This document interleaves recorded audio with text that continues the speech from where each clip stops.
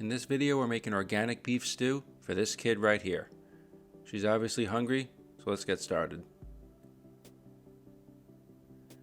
Got organic beef broth right here, and this is going to be our liquid to make this a nice emulsified puree. Got a couple of organic carrots that I washed and peeled. Cut the ends off.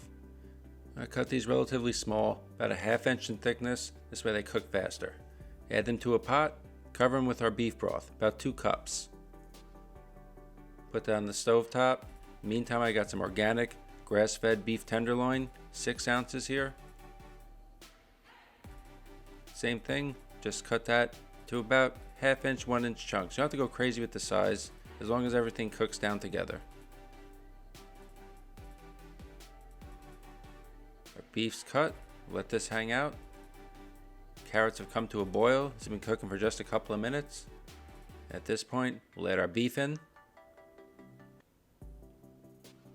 Sprig of rosemary, add some flavor. Then I also got a cup of organic frozen peas. I'm going to add that in as well. Have everything cooked down together. So this has been simmering about 15 minutes. Everything's tender, everything's cooked through. We'll remove our rosemary and we're ready to blend this. Spoon out our carrots, peas, and beef tenderloin. Add that to our blender. We'll cover it with our beef broth. Blend that until smooth. Any extra beef broth you can keep in the fridge, use for something else. Or if the puree is too thick, just add a little more of the beef broth.